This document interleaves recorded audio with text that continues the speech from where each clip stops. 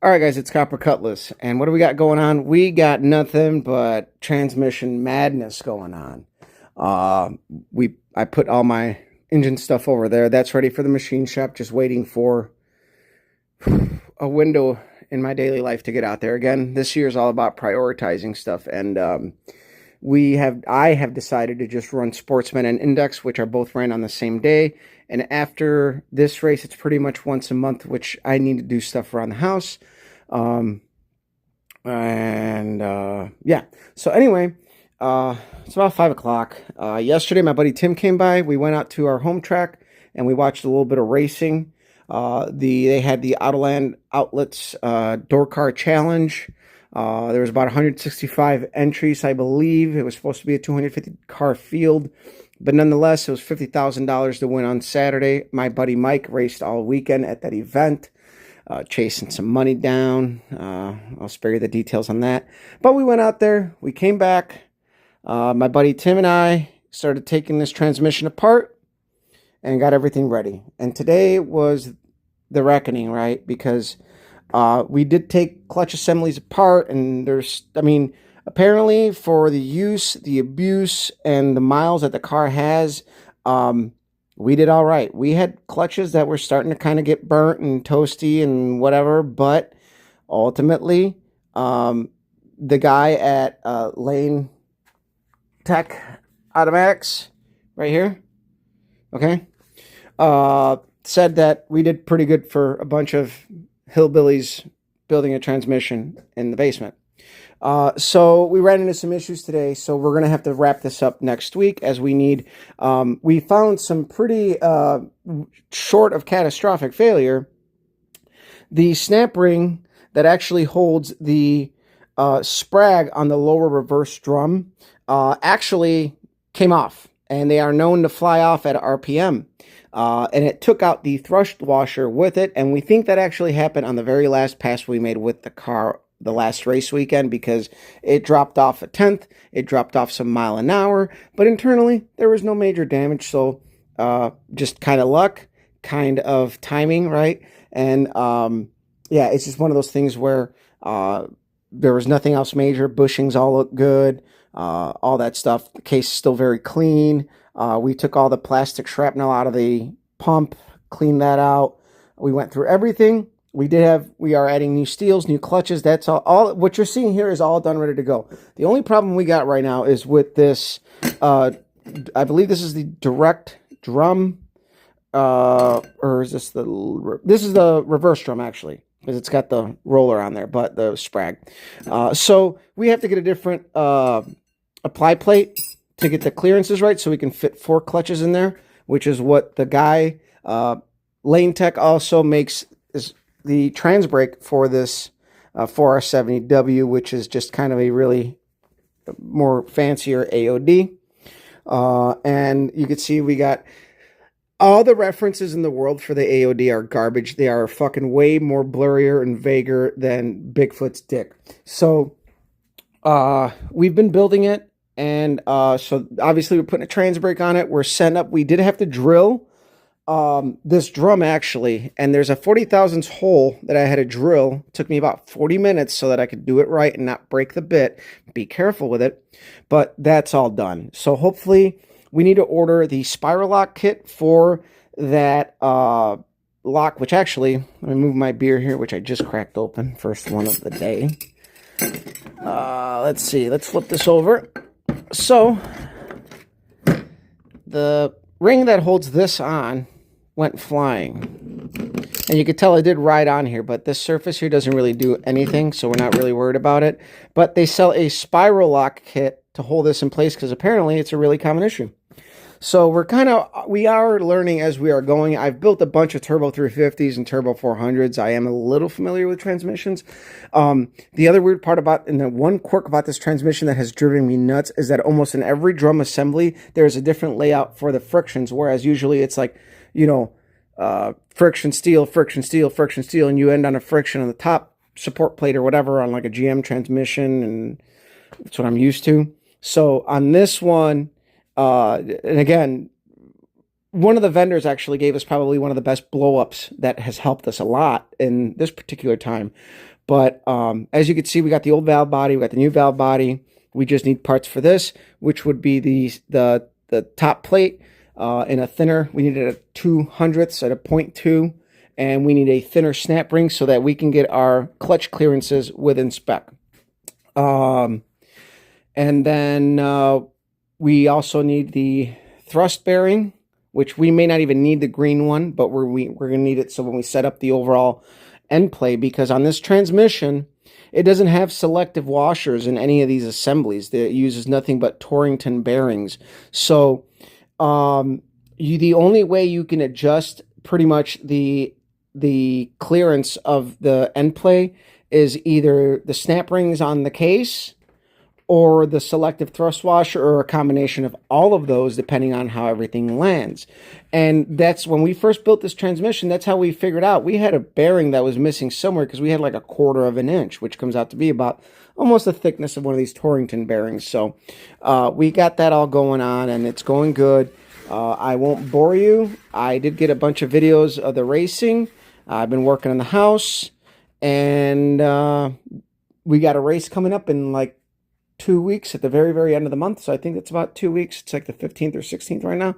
So we're hoping to have this all done for the next index race, which will be at the very, very end of the month. So share, like, subscribe. Follow me on Instagram as Cup of Cutlass, and we'll let you guys go.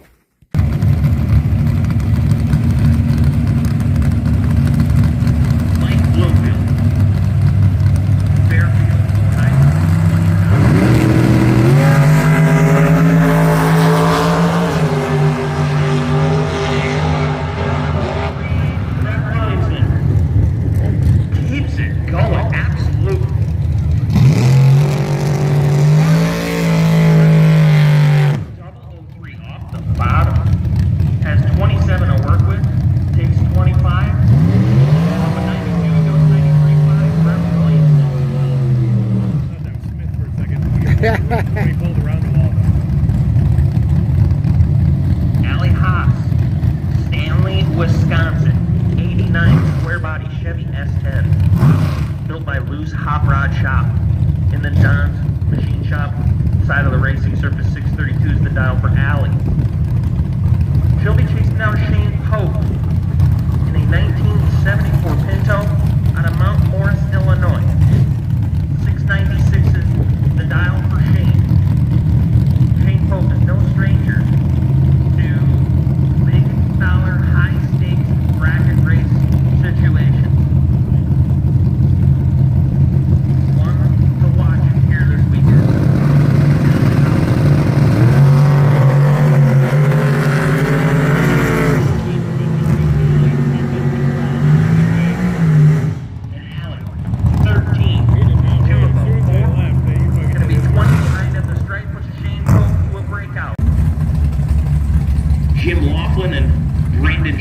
Jim in the left here, the Malibuya.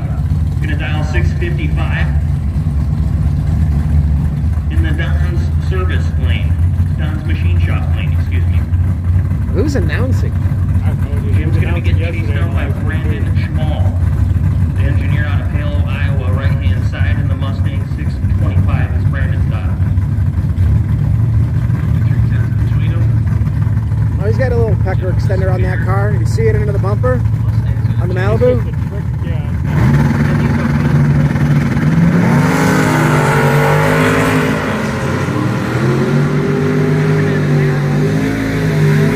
Oh, he hit the hooks hard, but he got it.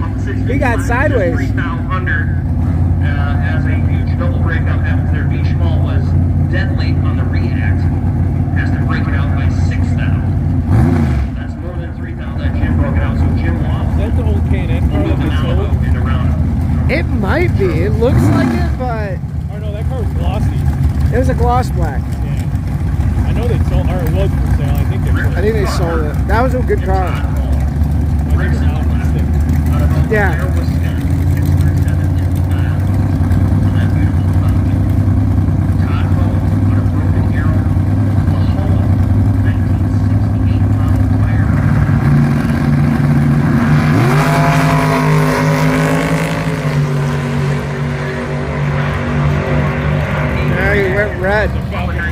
He's the one that took Mike out. For the win, Rick Parker, who's 23 on the red side, legs it out to be 3 numbers under. Rick Parker's day is done. Todd Hull.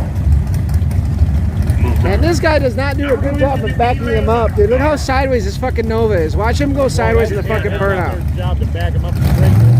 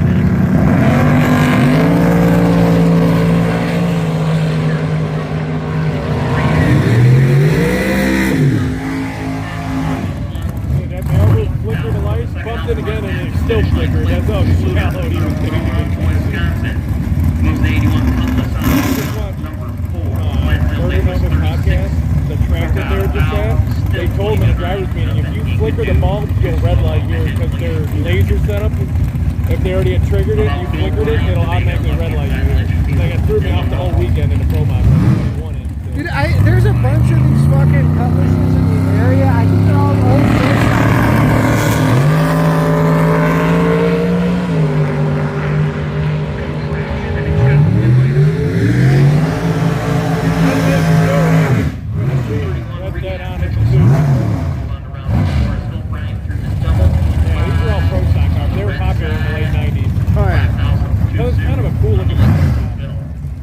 I mean, for a race car, normally they're fucking ugly. Hey, Johnny had one in high school.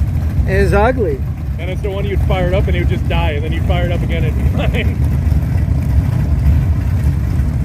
I hate the Roadster Corvettes and the Roadster 69 Camaros. I actually like the Roadster Vets. The Camaros I fucking hate. The Vets look, out of the two, the Vets. The Vets look good. Surprised they consider that a door car. That's considering what I was thinking it doesn't have one door. It's only got one door on the motherfucker.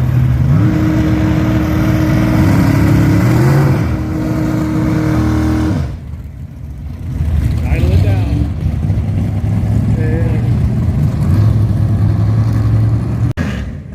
It goes 1 above 8 to be 1 single thousandth of a second. Out front at the finish line, If I put sunscreen on, I could already moves feel the it. 1996 Avenger to round 4. I'm sarcastic with you saying. The guy you said was in the Camaro, right? Which one?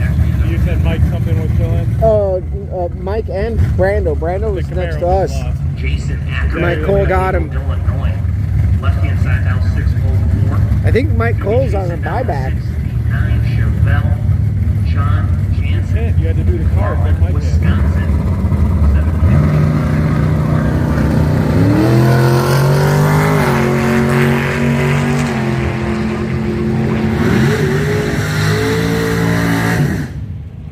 Double breakout.